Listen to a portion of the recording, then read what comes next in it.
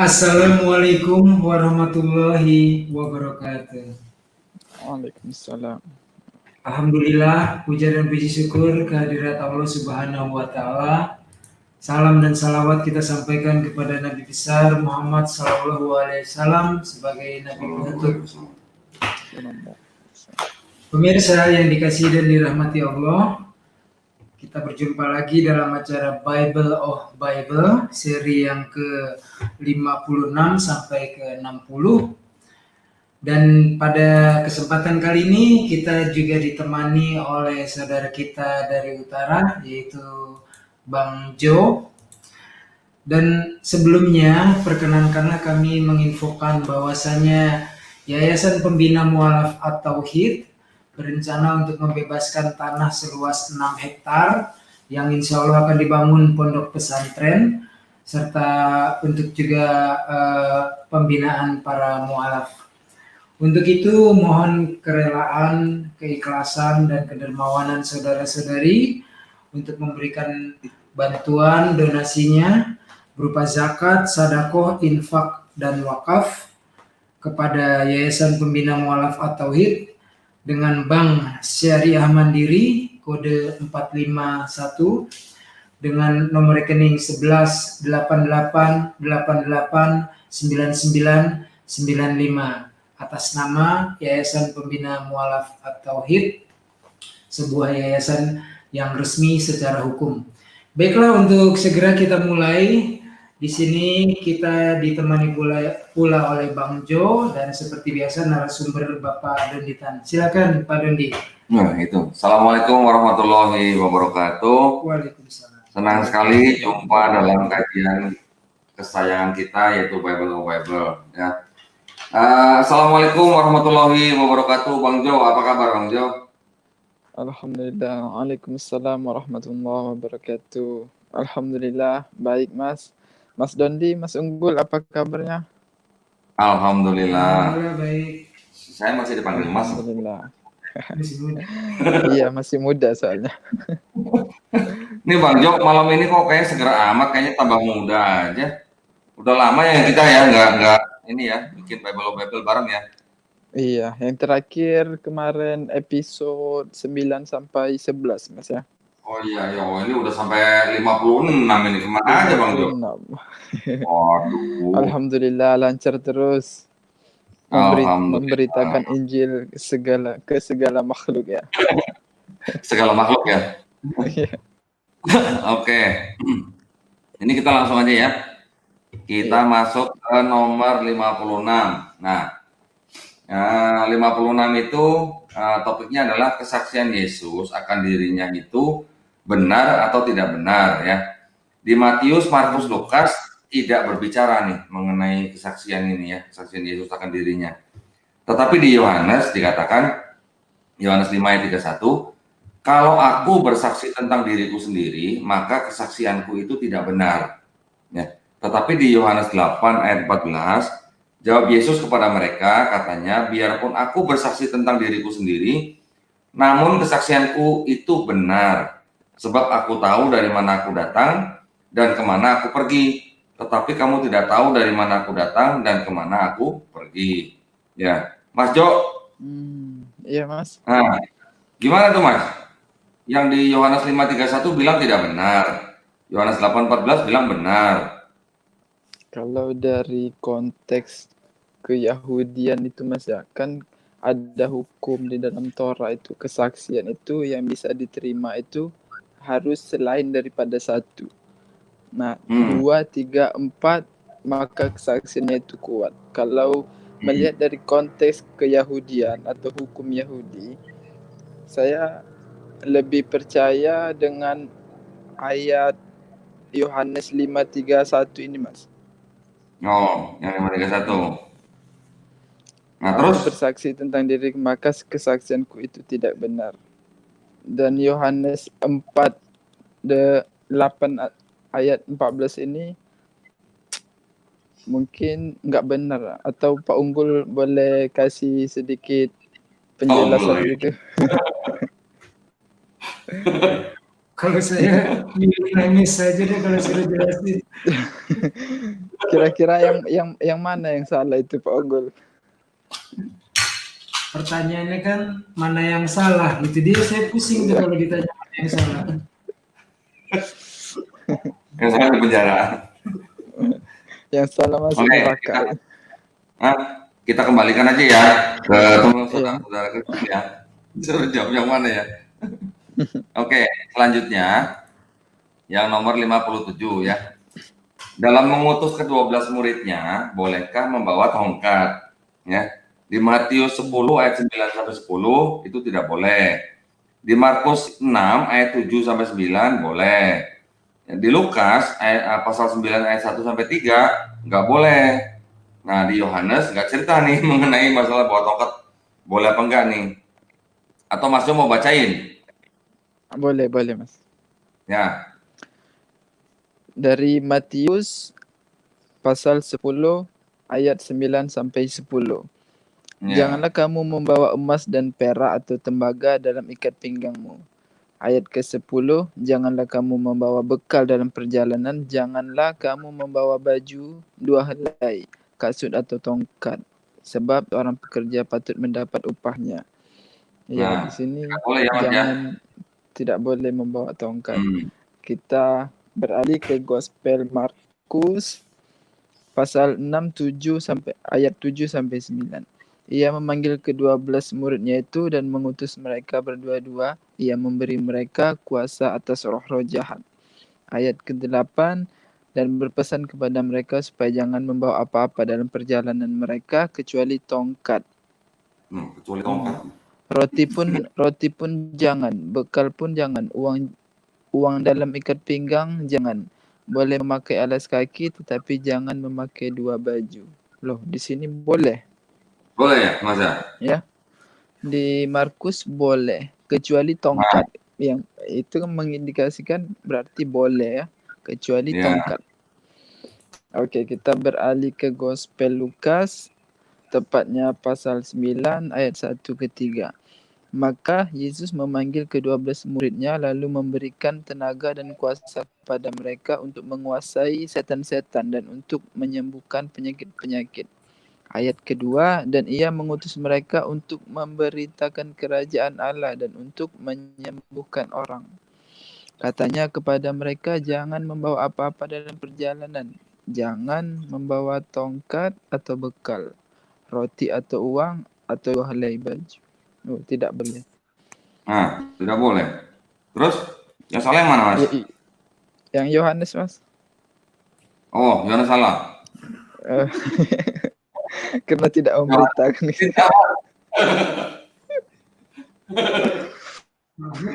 Ini salahnya dengan saya sih Yohanes. Kan 2-1. Yang 2 bilang tidak boleh, yang 1 boleh. Kalau Yohanes bilang boleh kan berarti skornya seri. Jadi seri ya? Iya, ini yang salah Yohanes dengan benar.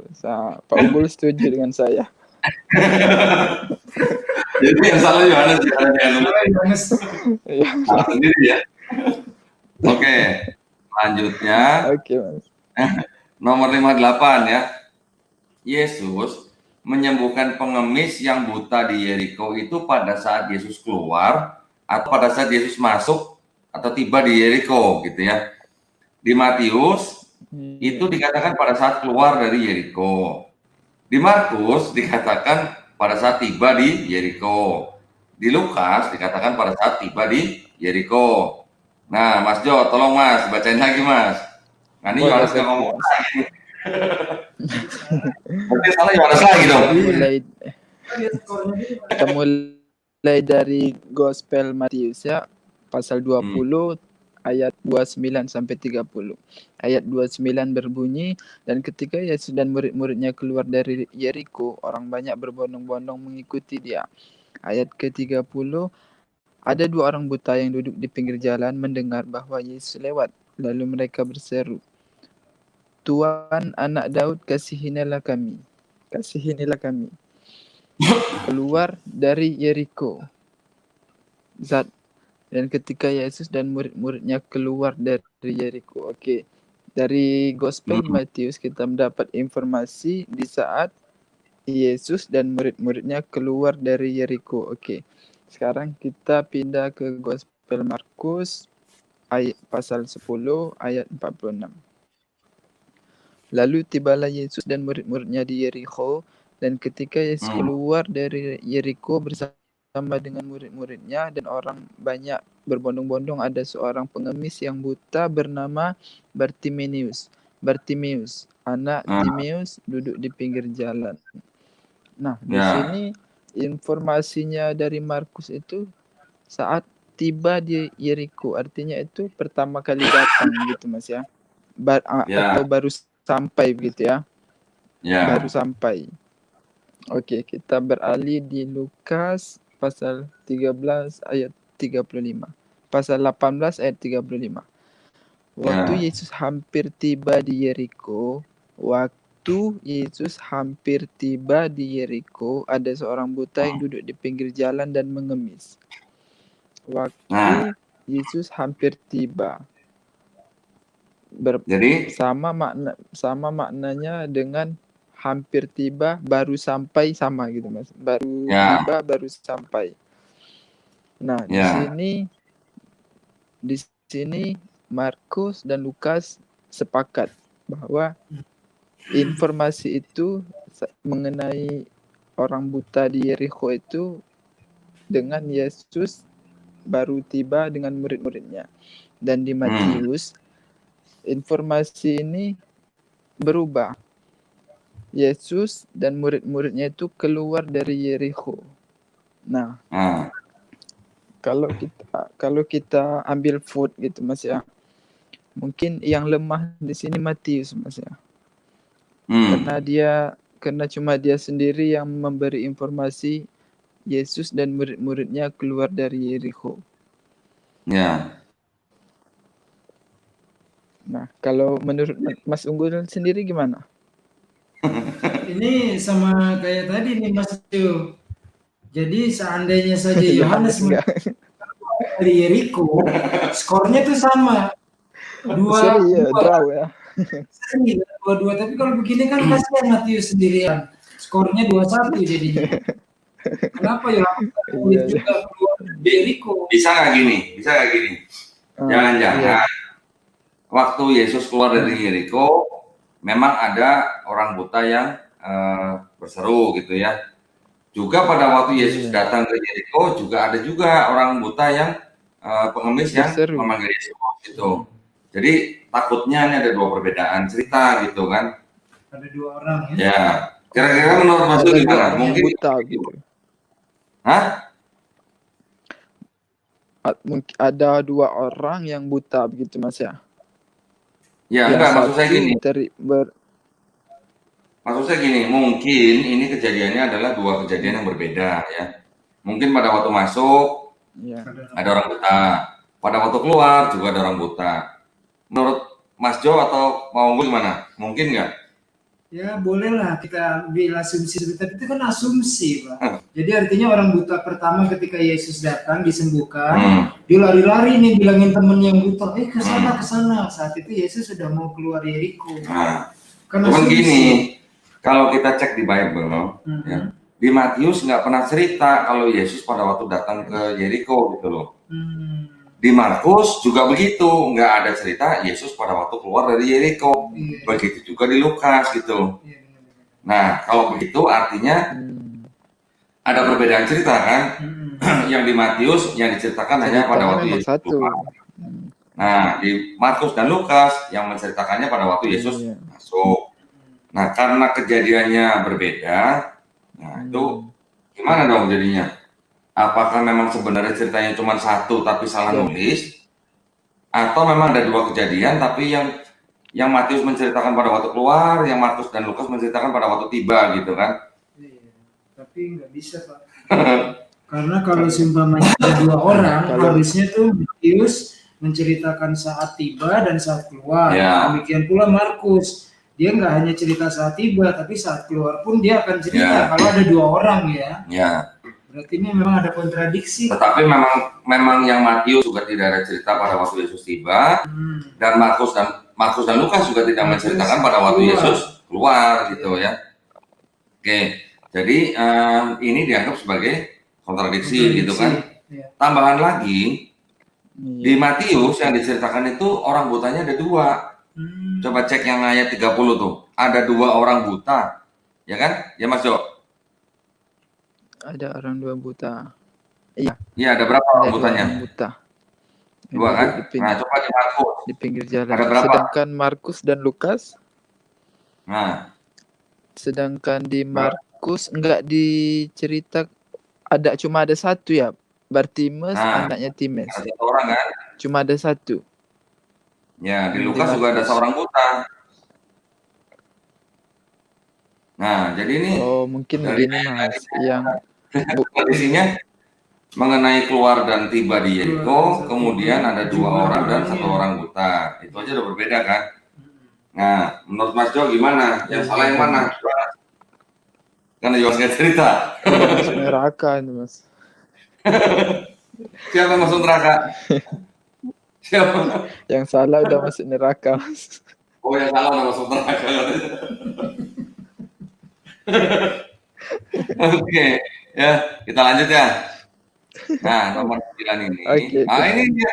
Ini tadi saya tanya nih, baru saya tanya tuh. Ada berapa orang buta yang minta disembuhkan oleh Yesus di Yeriko nih kan? Di Matius 2 orang, di Markus dan Lukas masing-masing 1 orang. Nah, bener nih yang salah Yohanes nih. Yohanes kosong soalnya nih, nggak cerita nih. Waduh, saya berarti kecepatan ini ceritanya tadi ya. Saya nggak ingat kalau nomor Mungkin 59. begini Mas. Ya. Oke ya, ini nggak usah dibacain lah ya. Ini kan tadi kita udah baca ya. Oke, kita lanjut ke nomor 60 nih Mas. Nah, nomor 60 ini, sebelum masuk Yerusalem, Yesus itu menyuruh muridnya mencari keledai atau Yesus yang menemukan keledai. Nah, coba Mas Jo, tolong bacain Mas Jo. Ini bacanya agak cepat aja Mas, soalnya agak panjang nih ayatnya nih. Oke. Kita mulai dari Gospel Matius pasal 21 ayat 1 sampai 11. Yesus didahulukan di Yerusalem. Ketika Yesus dan murid-muridnya telah dekat Yerusalem dan tiba di Bethfage yang terletak di Bukit Zaitun, Yesus menyuruh 2 orang muridnya dengan pesan, pergilah kampung yang di depanmu itu, di situ kamu segera menemukan seekor keledai betina tertambat dan anaknya ada dekatnya. Lepaskanlah keledai dan bawa keduanya kepadaku. Maksudnya induk keledai dan anaknya disuruh diambil gitu Mas ya? Ya. Oke, kita beralih ke Markus. Di situ kan pesan intinya adalah Yesus menyuruh 2 orang muridnya kan ya? Iya. Ya kan, itu yang saya tulis warna merah tuh. Ya. Oke Mas, langsung ke Markus Mas. Kita sekarang beralih ke Markus pasal 11 1 sampai 7. Yesus didahulukan di Yerusalem. Ketika Yesus dan muridnya terdekat Yerusalem, dekat Bethfage dan Betania yang di dekat Bukit Zaitun, Yesus menyuruh 2 orang muridnya.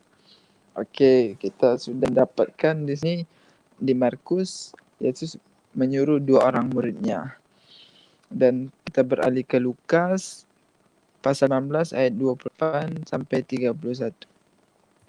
Yesus dulu di Yerusalem dan setelah mengatakan semuanya itu, Yesus mendahului mereka dan meneruskan perjalanannya ke Yerusalem. Ketika ia telah dekat Betania yang terletak di gunung yang bernama Bukit Zaitun, Yesus menyuruh 2 orang muridnya. 2 orang murid lagi yang disuruh. Oke, kita terakhir ke Yohanes pasal 12 ayat 12 sampai 15. Keesokan harinya ketika orangnya yang datang merayakan pesta mendengar bahwa Yesus sedang di tengah jalan menuju Yerusalem, mereka mengambil daun-daun palem dan pergi menyusul dia sambil berseru-seru, Hosana, Hosana anak Daud, diberkatilah dia yang datang dalam nama Tuhan Raja Israel. Yesus menemukan seekor keledai muda. Bacanya keledai jangan sambil ketawa. Ini ya. Hah? Keledai Parthenos. Lalu ia naik ke atasnya seperti ada tertulis, jangan takut. Coba. Jangan takut, hai putri Sion. Lihatlah rajamu datang duduk di atas seekor anak keledai. Nah, Oke Mas. gimana Mas Yo? Sekarang ini lebih menarik lagi menurut saya antara pemberitaan dari keempat gospel. Karena mengapa? Hmm, Ini Yohanes ini bisa dikatakan sangat-sangat berani begitu ya. Sangat-sangat berani, beda sendiri antara 3 gospel yang lebih tua atau disebut sinoptik gospel itu ya. ya. Nah, di sini bisa kita lihat Yesus menyuruh 2 orang muridnya. Oh, Oke, kalau saya mengamati Mas ya, kalau saya yang mengamati kan Yesus menyuruh mengambil kalau di Matius itu keledai keledai betina tertambat dan anaknya ada di dekatnya. Nah, hmm, anaknya ada di dekatnya. Jadi kuncinya itu ada anaknya, anak keledai muda. Dari Yohanes ini, Yesus menemukan seekor keledai muda. Nah, gimana itu Mas? Atau nah, Yesus ya. naik anak keledai yang kecil itu kan nggak mungkin ya. Ya, enggak, tapi intinya adalah di Matius, Markus, Lukas, Yesus nggak nemu sendiri keledainya, tapi Yesus menyuruh muridnya untuk mencari keledai, gitu kan? Nah, dikatakan bahwa murid-muridnya menemukan Nah, iya. keledai, walaupun jumlah keledainya antara Matius, Markus, Lukas juga berbeda ya. Matius ada 2 keledai, kemudian di Iya. Markus 1 keledai, di Lukas 1 keledai. Tapi intinya di Matius, Markus, Lukas itu Yesus yang menyuruh untuk mencari keledai. Sedangkan di Yohanes, Yesus menemukan sendiri keledainya gitu loh. Nah, itu kan menjadi perbedaan yang mencolok gitu ya. Nah, yang salah yang mana gitu, Mas? Kalau ini saya tahu jawabannya Mas.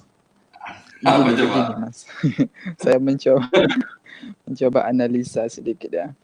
Ketiga Ah, gospel ini kan sedang menceritakan seekor keledai atau 2 ekor keledai. Nah, hmm, saat Matius, Markus, Lukas, Yesus itu memang menyuruh muridnya mencari keledai yang Yesus ya, sendiri sudah ketahui keledai itu ada. ya. Terus, oh, halo Mas Yo, kayaknya Nah, putus Mas Yo. jadi bukan. Jadi keledai itu enggak. Oh, Mas Yo koneksinya kurang bagus nih. Nah, kalau Mas Yo bilang, memang di Matius, Markus, Lukas itu Yesus sudah Keledai mengetahui ada itu keledai. enggak bisa si kecil nanti mati. Halo Mas, halo, wah, Halo Mas. koneksinya Mas Yo keputus nih. Halo Mas Yo, Sinyalnya hilang ya? iya, iya, iya. Ya, terus lanjut Mas Yo. Sinyalnya nih. Halo, Mas Yo. Oke, Mas Yo tadi kan memberikan apa namanya analisis Halo? gitu ya. Halo, bisa dengar Mas Yo? Halo, Halo? Halo? ya, gimana Mas Yo? Halo? Kalau Halo, di mute ya? enggak di mute ya. Halo, Mas Jo, bisa dengar? Oke, gini ya. Tadi Mas Jo kan bilang di Matius, Markus, Lukas mungkin Yesus memang sudah mengetahui bahwa ada keledai yang akan ditemukan gitu ya. Makanya Yesus menyuruh. Sedangkan di Yohanes, Yesus nggak pernah menyuruh, tetapi dia sendiri yang menemukan gitu. Walaupun sudah mengetahui ada keledai, tetapi kan bedanya antara menyuruh dan menemukan sendiri itu aja kan udah beda gitu kan? Iya. Hah? Beda. Beda kan? Mm-mm. Nah, terus ngomong-ngomong keledainya tuh dibalikin apa enggak gitu? Halo Mas Jo. Halo Mas Jo. Wah, masih kayaknya koneksinya terputus nih. Dia pergi ini skip dulu. Oke, coba nah ini. Mas Jo coba masuk lagi aja ya. Mas Jo bisa dengar? Nggak denger. Iya. Halo Mas Jo. Nggak kedengeran ya? Oke, jadi itu Halo? adalah yang halo. Halo Mas Jo. Gini aja, Mas Jo, coba masuk lagi ya.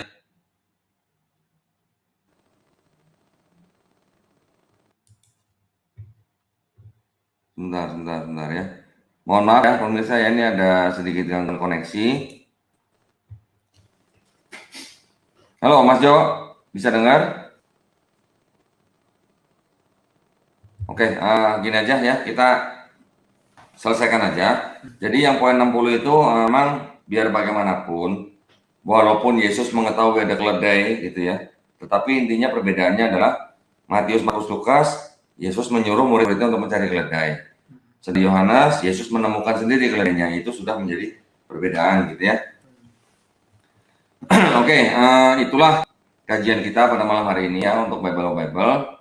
Nah, seperti biasa, bonus nih ya. Bonusnya malam ini adalah panggilan Pak itu sama nggak dengan Tuhan gitu ya. Ini ada di Matius 8 ayat 25. Coba sebentar, Mas Jo bisa dengar saya? Halo Mas Jo. Oke, mungkin masuk saya tutup dulu ya ini ya.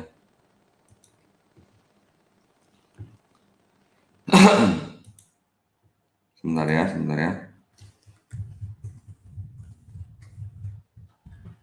Oke, bonusnya ini adalah Matius 8:25 ya. Diperhatikan di terjemahan yang versi LAI ya.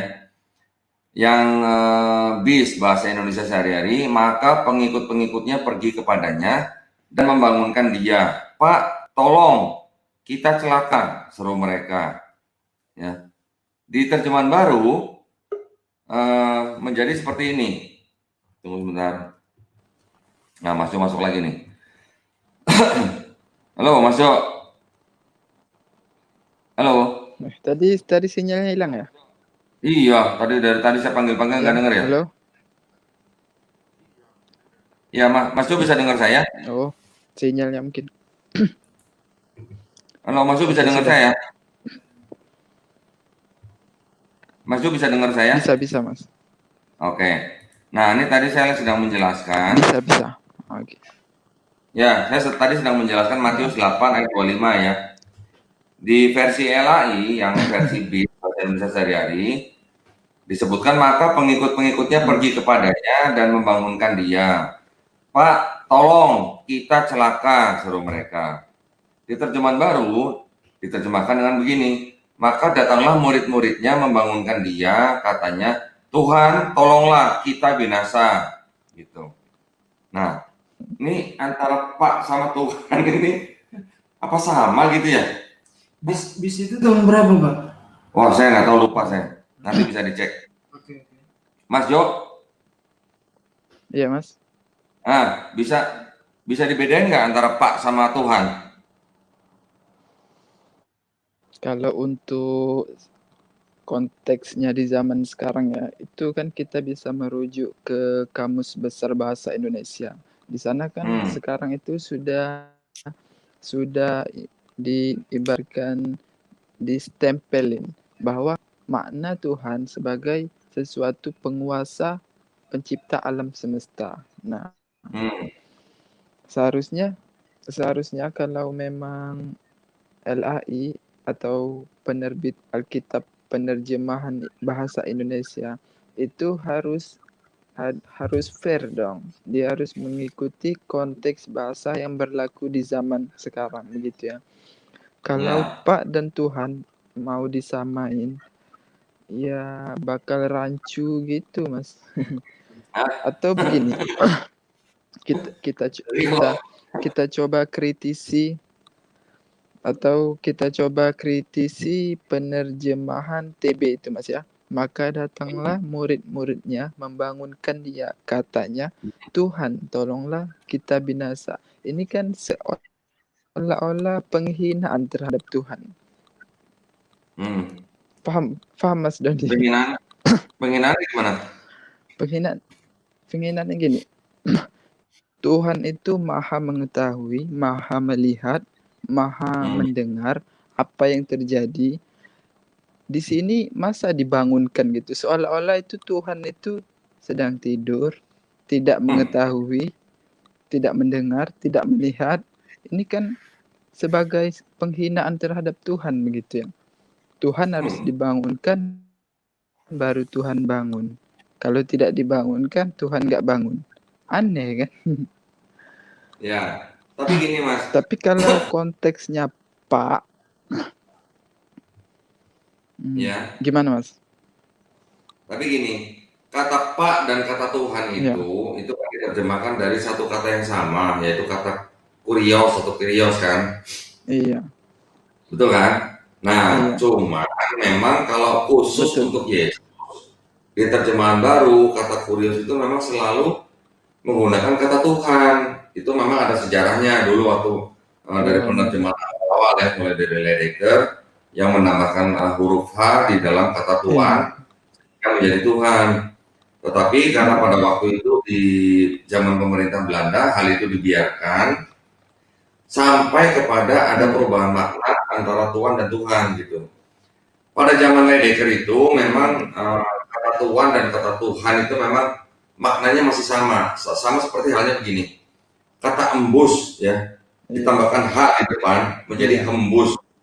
Ya, itu kan sama kan sebenarnya kan? Iya, benar. Atau kata tahu ditambahkan H menjadi tahu. Itu kan memang artinya sama, maknanya sama kan? Tetapi kalau kata Tuhan dan kata Tuhan, pada saat itu memang mungkin Tuhan itu mungkin sama dengan Tuhan karena memang hanya penambahan huruf yang seperti tadi saya bilang itu ya, contohnya 2 itu ya. Tetapi karena maknanya sudah berubah, itu tidak dikoreksi gitu Mas Jo. Iya. Ya, sedangkan kalau kita lihat di versi KJV, ya, ini saya bacakan ya. And his disciples came to him and awoke him, saying, Lord, save us, we perish. Di terjemahan versi lain yang di RB juga yang GNB juga masing-masing menggunakan kata Lord. Memang kata Lord ini bisa digunakan kepada manusia, juga bisa digunakan kepada Tuhan. Ya. Tapi konteksnya adalah yang dipanggil ini kan adalah manusia, gitu kan? Di KJP, di RB, di GNB, di BIS, semuanya di situ konteksnya kepada manusia. Cuman di TB aja yang ada perubahan makna gitu. Nah, contohnya begini. Di abad-abad ke-7, 8, 9 pada waktu di di bangsa Saxon ya, bangsa Saxon yang sekarang menjadi bangsa Inggris. Mereka kalau mau memanggil seseorang yang merupakan seorang penguasa gitu ya, pemilik tanah atau pemilik kastil gitu. Misalnya namanya Joe gitu ya. Mereka kan menggunakan sebutan begini, Lord Joe gitu. Ya maksudnya. Tetapi kalau mereka ketemu dengan raja, mereka akan memanggil raja itu dengan sebutan apa? Lord King gitu. Tetapi kalau mereka di dalam gereja, mereka akan memanggil Tuhan itu dengan sebutan apa? Lord God gitu. Jadi tetap ada perbedaan gitu antara Lord dan nama atau title yang di belakangnya gitu. Nah, kalau melihat begini memang ada kejanggalan. Dibedain King dan God ya. Ya, gitu. Ya, jadi kira-kira gitu. Iya. Pak Unggul nggak ada komentar? Kalau menurut saya sih Mas. Oke. Begini Mas. Ya. Dan sekarang kan mungkin lah orang-orang Kristen itu tidak mengubah makna dari Tuhan dan Tuhan itu sama. Oke, coba kita terima. Tapi tetap saja itu tidak konsisten di dalam penerjemahan sekarang. Kenapa? Karena semua kata kurios yang tertuju kepada selain Yesus itu disebutkan Tuhan, bukan Tuhan. Kalau memang penerjemahan itu konsisten, tidak mau mengubah Tuhan menjadi Tuhan, ingin mengekalkan kata Tuhan tapi dengan makna Tuhan, maka semua kata kurios yang di Bible itu harus diterjemahkan Tuhan semua dong. Tapi sekarang nyatanya masih ada kata kurios yang diartikan Tuhan. Nah, ini kan argumen tebang pilih ya. Yang untuk Yesus Tuhan, yang untuk yang lain Tuhan. Di situ saya rasa ketidakkonsistenan dalam penerjemahan. Ya, dalam hal ini itu penggunaan kata kurios diterjemahkan khusus untuk Yesus itu dengan kata Tuhan, itu karena memang ada unsur teologisnya gitu. Ya, jadi memang mereka menuhankan Yesus, makanya mereka semuanya Iya. di terjemahan baru itu menggunakan kata Tuhan khusus untuk Yesus gitu. Tetapi untuk yang lain-lain walaupun sama katanya kurios, itu semuanya menggunakan kata Pak atau Tuan gitu. Ya. Baik, itu adalah bonus kita untuk kajian kita malam hari ini. Jadi cukup sampai di sini kajian Bible of Bible seri 056 sampai 060. Ya, kami berterima kasih atas segala perhatiannya, mohon maaf atas segala kekurangannya. Saya kembalikan kepada Pak Unggul gitu ya, Mas Jo. Baiklah, Iya, saya sebagai host. ya, baiklah para pemirsa, di sini yang seperti biasa kita telah melihat adanya kontradiksi dalam gospel, walaupun tempat dan peristiwanya serta waktunya sama, tapi saling berkontradiksi. Tetapi yang saya garis bawahi dalam kajian ini, yaitu keterangan dari Mas Jo dan Mas Yohanes. Dondi. Mas Dondi sekarang saya manggilnya. Yaitu tadi Mas Jo sudah menceritakan bahasa aslinya adalah kurios, tetapi tidak konsisten.